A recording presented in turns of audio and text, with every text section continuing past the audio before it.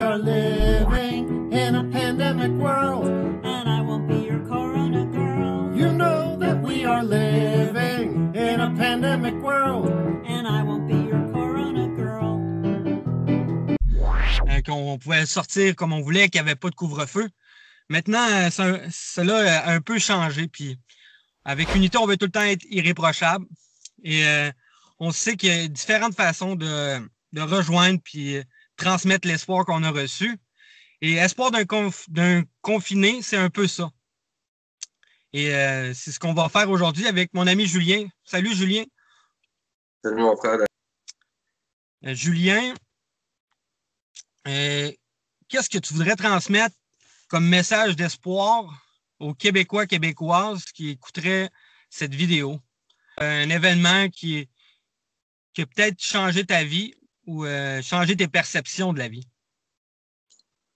Ben, je dois dire un peu comme tout le monde, le fait d'être en confinement, ça m'a apporté comme beaucoup de temps libre puis de solitude. Puis de mon côté, j'étais quelqu'un qui était très actif dans ma vie, qui vivait comme de manière peut-être dans l'immédiat un peu, puis qui était très spontané.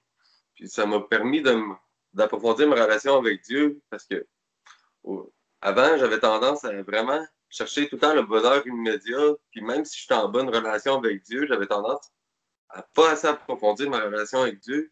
Puis le fait d'être en confinement, ça m'a appris à vraiment comme gérer mes émotions, mais de pas seulement rester dans le moment présent, de pas être tout le temps comme à chercher une solution instantanée, mais de vraiment me baser plus sur l'espoir de Dieu, puis vraiment de me confier à lui, puis de me relâcher entre ses mains, puis de vraiment comme m'abandonner à lui.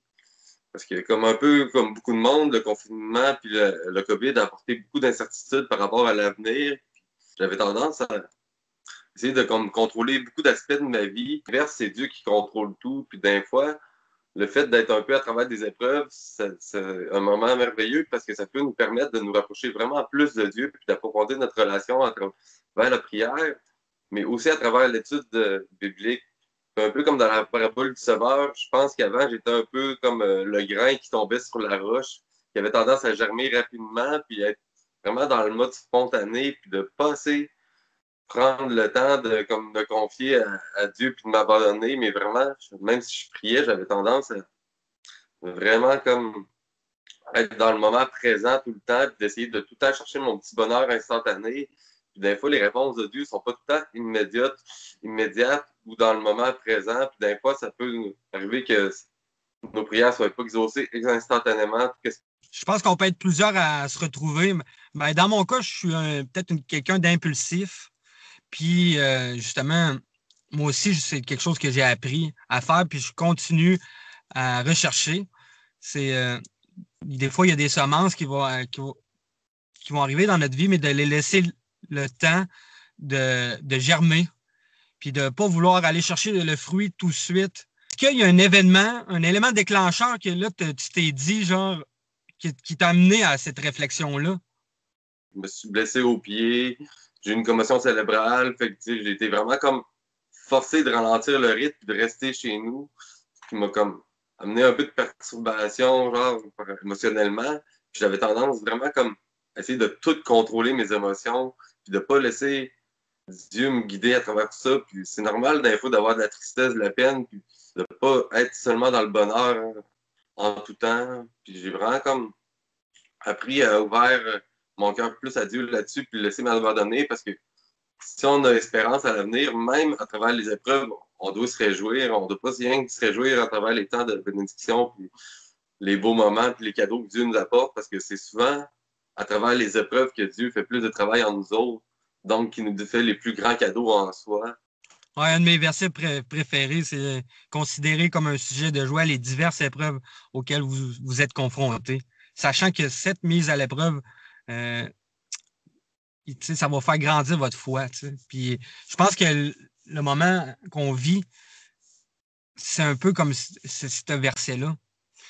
Parce qu'il y a des gens, moi, autour de moi, que je vois qui en sont grandis. C'est sûr que sur le coup, ça fait un peu mal. C'est comme si le fer est aiguisé par le fer. Mais on va en sortir gagnant de tout ça. Puis moi, je vois des personnes qui qui trouve l'espoir.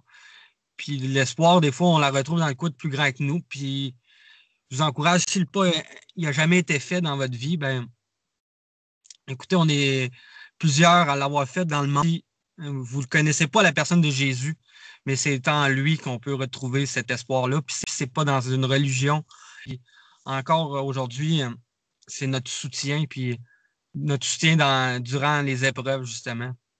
Si tu aurais un conseil à laisser aux gens.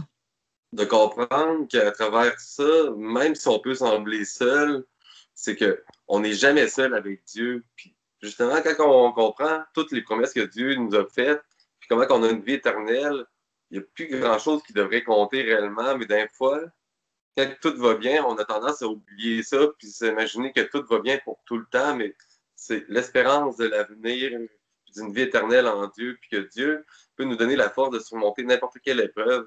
À travers ces moments-là de confinement, il m'a permis comme de travailler beaucoup sur mes problèmes d'alcool ou de consommation, puis vraiment de m'abandonner à lui, puis de lâcher prise sur des choses que je croyais impossibles ou que j'avais vraiment de la difficulté.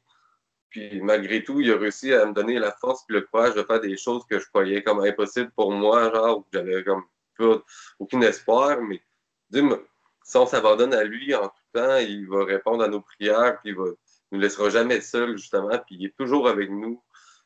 C'est de comprendre que malgré la solitude ou les choses qu'on peut penser, ressentir, c'est que c'est comme des fausses, c'est des émotions que le diable il essaie de faire pour nous tromper, mais que Dieu nous donne vraiment sa présence en tout temps, puis son écoute, puis son amour, puis que cet amour-là est plus grand que tout.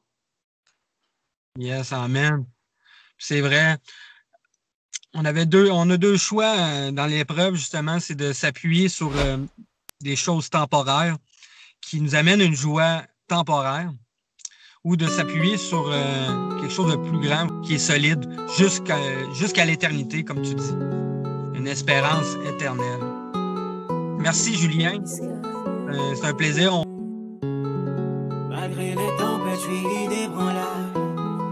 Malgré les défis, je suis inébranlable. L'ennemi essaie de me secouer. En Jésus-Christ, je suis inébranlable. Inébranlable.